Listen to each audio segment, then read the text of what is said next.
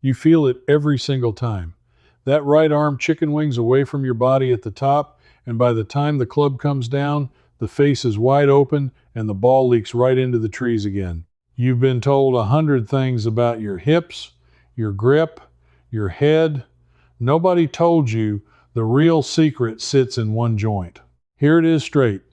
The right elbow is the switch that controls whether you slice or you strike it pure, and almost every modern lesson skips it on purpose. This is a move the best ball strikers who ever lived built their whole game around, and it quietly vanished from mainstream teaching. I found it buried in a coaching book from 1942 written by a man who taught kings, and I want to show you exactly what it does before we're through. You don't need a launch monitor. You don't need a coach. You need one towel you already own. I remember standing on a cold range in October, watching an old man half my age's fitness outdrive me by 40 yards without a grunt, and thinking, what does he know that I paid $300 in lessons and still don't? That question is what started all of this. For years, I did it the expensive way. I booked the lessons. I bought the training aids with the straps and the beeping sensors. I stood in front of the mirror doing everything the young pro told me, and I still came over the top like a man swatting a fly. My right shoulder charged out toward the ball, my right elbow flew up and away, and the club chopped across the line every time. I filmed myself. It was ugly. And the strange part is every instructor looked at that same footage and started talking about my hips, my weight shift, my wrist angles. Not one of them said the two words that finally fixed me. So I stopped listening to the sales pitch and started digging. I went looking for how the old masters actually taught this. The men who learned to play before there were cameras and computers and monthly subscriptions to swing apps. And what I found made me a little angry, because it was simple, it was free, and it had been sitting in plain sight for 80 years. Let me tell you about the joint everyone ignores. Your right elbow, if you're a right-handed golfer, is not just hanging along for the ride. It is the single piece of your body that decides the path the club travels on the way down. When that elbow drops down in front of your right hip on the start of the downswing, the club falls onto the correct inside track automatically. You don't have to steer it. You don't have to think about the club face. The elbow does the work. But when that elbow lifts up and drifts behind you or flies out away from your side, the club gets thrown over the top, and there is no hand action on earth quick enough to save it. That is the whole ball game, and I'll prove it to you. Here's the picture I want you to hold. Take your right arm right now and pin your elbow gently against your side, pointing down at the floor. Feel how your forearm naturally rotates and your palm wants to face upward and inward. Now lift that elbow up and out, away from your ribs, like a wing. Feel how your whole forearm twists the other way and your palm rolls open toward the ceiling. That rolling open is exactly what happens to your club face in the downswing when the elbow flies. The face opens, the path goes left across the ball, and physics gives you the slice you've been fighting your entire life. It was never your grip, it was never your feeble follow-through, it was that elbow lifting off your body a fraction of a second too early. Now, why does that feel so satisfying to understand and so impossible to fix? Because the instant you start down from the top, your instinct screams at you to hit the ball with your shoulders and your hands, and the very first thing that moves is your right shoulder lunging forward. When the shoulder goes first, the elbow has no choice but to lift. The two are chained together. So telling yourself keep your elbow down while your shoulder is charging is like telling yourself to walk forward while running backward. It can't be done by willpower. It has to be done by sequence. And that sequence, the exact order of what moves first, is the piece that got stripped out of ordinary lessons. That's the thread I pulled, and it led me somewhere I did not expect. Because once I understood what the elbow was supposed to do, I had a new question. If this is so important, and it clearly is, why did nobody teaching today lead with it? Why did I have to fight for it? The name that kept coming up was Percy Boomer. If you've never heard of him, you're not alone, and that's part of the story. Boomer was an Englishman, born in the 1880s, who became one of the most sought-after teaching professionals in the world during the 1920s and 30s, based for years at a club in France where he taught royalty, aristocrats, and champions. In 1942, he put everything he knew into a book called On Learning Golf. And in that book, he built his entire method around one idea he called connection. His words, he wrote that the arms and the body must stay connected, that the upper arms should feel joined to the sides of the chest throughout the swing, and that the moment they come apart, control is lost. He was talking in 1942 about exactly the flying elbow that was wrecking my golf 60 years later. But here's what struck me. Boomer didn't teach connection as a tip. He taught it as the foundation, the thing you learn first, before anything else, because he said once you feel it, you can never unfeel it, and every other part of the swing organizes itself around it. He described the feeling of the right elbow staying tucked and leading the hands down as the single sensation that separated a golfer who fights the ball from a golfer who compresses it. Ordinary people, businessmen who could barely break 100, were striking crisp iron shots after a few weeks with him because he refused to let them swing until they owned that feeling. And it cost them the price of the book to learn it. No censors, no subscriptions. A man in 1942 knew more about your right elbow than the app on your phone. So why did it disappear? Hold that thought, because it gets worse before it gets better. I kept pulling the thread, and the next place it led me was to a man you have absolutely heard of, Ben Hogan.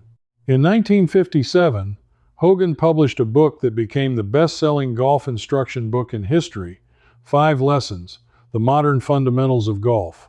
And Hogan, who ground out his ball striking through more practice than any human being alive, described a drill that people quote all the time and almost nobody actually does correctly. He talked about a feeling in the downswing where the right elbow drops down close to the body, in toward the right hip, before the arms release. He even described the sensation of the elbow leading and the club trailing behind it, that feeling of lag that every amateur chases and never finds. But there was a detail underneath Hogan's famous drill that most people skip. He wanted the golfer to feel the right elbow return to the front of the right hip while the shoulders were still turning back away from the target. In other words, the elbow moves down before the shoulders spin open. That is the sequence Boomer was pointing at 15 years earlier. 2 of the greatest teaching minds in the game, a generation apart, both circling the same tiny joint, both saying the same thing in different words. Start the downswing by dropping the right elbow, and the whole swing falls into place. And I sat there thinking, if the best ball striker who ever lived and the most respected teacher in Europe both built their method on this one move, how in the world did I take a decade of lessons and never once hear it stated plainly? That's not an accident. That's a pattern. And once I saw the pattern, I couldn't unsee it. Think about what a simple, permanent fix is worth to the people who sell you golf. If I hand you one feeling that fixes your slice for the rest of your life using a towel from your bathroom, what do you need me for next month? Nothing. But if I keep you chasing your hips this week, your wrists next week, your weight shift the week after, I've got a customer for years. The forgotten methods are the ones that finish the job. And an industry that lives on repeat business has no reason on earth to teach you the thing that ends your dependence on it. I'm not saying anyone is twirling a mustache in a back room. I'm saying money flows toward complication and away from simplicity. And it has done that in golf instruction for 50 years. The right elbow got buried under a mountain of upsells because a fixed golfer is a lost sale, and the cost of that to you and me is real. I added up what I spent chasing my slice. Lessons at $75 a session. A launch monitor rental. 3 different training aids, one of them $90, that I used twice and threw in the garage. Range balls, week after week, grooving the exact wrong move deeper because nobody told me the sequence. Call it $800 in 2 full seasons of my life to solve a problem. A book from 1942 solved for the price of lunch. That's what not knowing costs. That's what it always costs. The knowledge was never gone. It was just quietly priced out of the conversation. Now, maybe you're sitting there thinking this is for low handicappers, for people who play 3 times a week, for younger backs and looser shoulders, and not for someone like you. Maybe you picked the game up late. Maybe your body doesn't bend the way it used to. I want to talk straight to you for the next few minutes, because this is the part I built for you specifically. This move is easier for a stiff, older golfer than for a limber young one, and I mean that. It requires no flexibility, no speed, no strength. It's a feeling, and feelings don't age. Here is exactly how to install it at home today with a towel. And that's when I started reading the men who taught golf before golf became an industry. If you want to go deeper into everything I uncovered, the forgotten methods, the buried sequences, the names in the books that the modern instruction industry quietly walked away from, I wrote it all down in a series called First Swing, Deeper Fixes, and Full System. Each one builds on the last, going further into the mechanics and the history that fixed my game and stopped me paying for advice that was never going to finish the job. You'll find the details in the description below. A lot of people have told me it reads less like an instruction book and more like finding out you'd been lied to, which I take as a compliment. But understanding the history doesn't fix your swing. Feeling it does. So let me get to the part that actually changes your next round. Take a hand towel or a small bath towel and roll it up the long way into a loose sausage. Now tuck it under your right armpit, up high, and pin it there by squeezing your right upper arm gently against your side. Take your normal grip. The goal is simple. You are going to make slow half swings, and the towel must not fall out until well after the ball would be gone. That's it. That is the whole drill. And it is the same idea Percy Boomer was teaching royalty in the 1930s, just with a household towel instead of a paid lesson. Here's what you'll feel, and it will surprise you. On the way back, the towel stays pinned easily, no problem. But the instant you start down, if you're a slicer like I was, you'll feel that towel want to drop the moment your right shoulder lunges. That drop is your flaw, made visible, right there in your armpit. Your job is to start the downswing in a way that keeps the towel trapped. And the only way to do that is to let your right elbow fall down toward your right hip first before your shoulders open. When you do it right, the towel stays glued to your side, the club drops onto the inside path all by itself, and you feel a completely different, shallower delivery into the ball. The first time it happened for me, I actually laughed out loud on the range, because the ball started a hair right and drew back to the target, a shape I had never once produced on purpose in my life. Start with no ball at all. Just make 10 slow half swings in your living room or your backyard, keeping that towel pinned through impact. Feel the elbow lead. Feel the connection Boomer wrote about, that sense that your upper arm and your ribs are moving as one piece. Do that for a few minutes a day for a week, no ball, no pressure, and you are grooving the exact sequence that took me years and hundreds of dollars to stumble into. Then when you get to the range, hit soft, little 40-yard shots with the towel still in place before you ever make a full swing. Build it small, let it grow, the feeling transfers. And here is the reassurance I wish somebody had given me. You will not lose distance by keeping that elbow connected. You will gain it. Every amateur thinks the flying elbow and the big loose arm swing are where power comes from. They are not. Power comes from the club lagging behind your body and releasing at the bottom, and you cannot get lag with a disconnected arm. The tucked elbow is what creates the whip. The pros who bomb it are more connected than you, not less.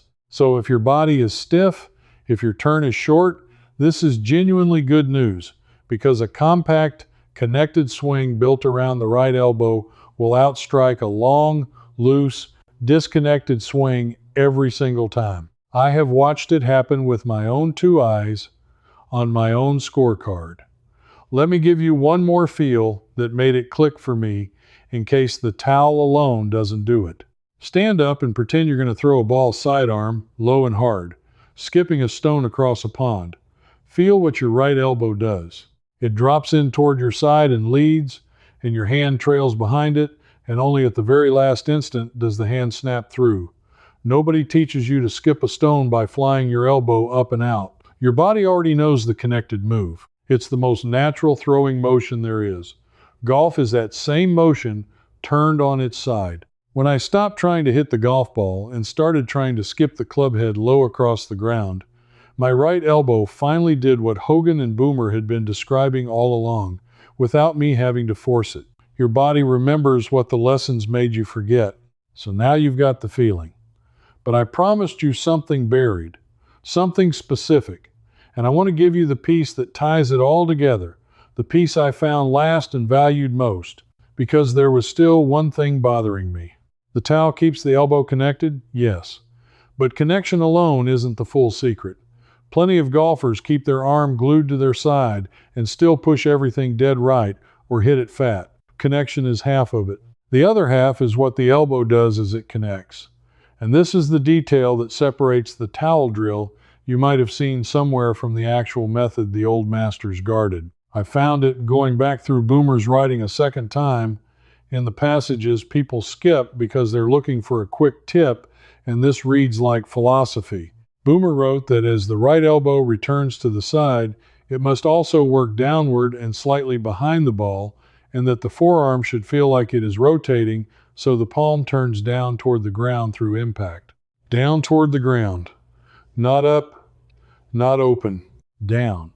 That downward rotation of the right forearm as the connected elbow leads is the move that squares the club face without any conscious hand flip. It is the exact opposite of the flying elbow, which rolls the palm up and throws the face open. And almost nobody teaches these two things together, the connection and the downward roll, as one single feeling. That is the buried method. That is what I paid $800 in 2 seasons to not be told. So here is how you put the whole thing together.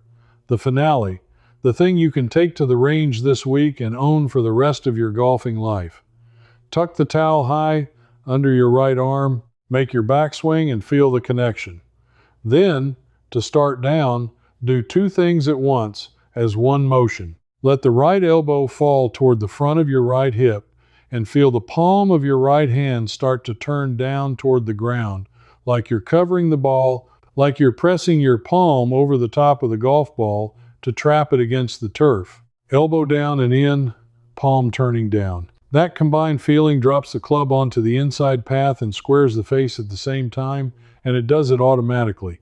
So your hands are quiet and your slice has nowhere to live. The towel guarantees the connection. The downward palm guarantees the square face. Together they are the swing Hogan ground out over a lifetime and Boomer taught to kings, reduced to one sensation you can rehearse in your kitchen. The first time I did all of it together, connection and the downward roll, off a real ball on a real range, I hit a 5-iron that felt like nothing. No effort, no lunge, just a low, boring, penetrating flight that started slightly right and turned gently back to the flag and landed soft. I had chased that shot for a decade. It arrived the afternoon I stopped listening to the sales pitch and started listening to a man who died before I was born. And it cost me a towel and the willingness to read the pages everyone skips. Think about what that means. The move that fixes the most common flaw in all of amateur golf, the flaw that makes millions of people quit in frustration and buy gadget after gadget, was fully documented in 1942 and reinforced in 1957 by the 2 most credible sources the game has ever produced. It was never lost, it was never disproven. It was simply set aside, because a golfer who owns this feeling stops needing to be sold. Somebody kept it alive in old pages on library shelves, and now it's yours. You are holding the thing that an entire industry had every reason to let you forget. Do me one favor before you go run to grab a towel. Understand what you just recovered. This isn't a tip.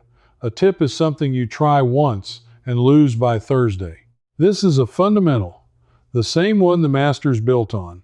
And once you feel your right elbow lead and your palm turn down, once that towel stays pinned through a shot that flies dead straight, you will not unfeel it. It becomes yours the way it became mine, permanently, for free. That's the difference between knowledge that sets you loose and advice that keeps you paying. You're the kind of person who suspected all along that the simple answer was being kept just out of reach, that the game was made harder to sell than it needed to be. You were right. It usually is. The people who profit from your confusion are never going to hand you the one page that ends it. You have to go dig it out or find somebody who did. Now, I want to hear from you. Go get a towel, tuck it under your right arm, and make 10 slow swings today, and come back and tell me one thing. Did that towel try to fall out the instant you started down? That drop, right there in your armpit, is the exact flaw that's been costing you shots. And I want to know if you felt it, because everyone who tries this feels it in the same place. Tell me in the comments. Write the words "the towel dropped," or write "it stayed," and tell me which club you tried it with. I read them, and I answer them. And if you believe, like I do, that the most useful things we could ever learn have been quietly buried because somebody makes more money keeping us dependent, then you already belong here. This channel exists to dig those things back up, one forgotten method at a time. Subscribe and stand with the people recovering what was taken from us, because the next thing I'm bringing you is a pre-shot move that the old Scottish pros used to guarantee they never hit a fat shot under pressure, a move that has nothing to do with your swing and everything to do with the half second before you take the club back. It's simpler than this one, and even fewer people know it. I found it in the same corner of history nobody bothers to read. Don't miss it. One more thing before you go. This video showed you why that right elbow matters. But inside the Old Ways Almanac, I walk you through the full towel drill right where we left off. If something isn't clicking, ask me directly, and I answer you myself. No robots. Folks like you already belong in there with us. Just point your phone's camera at the code on screen and cancel any time with one click.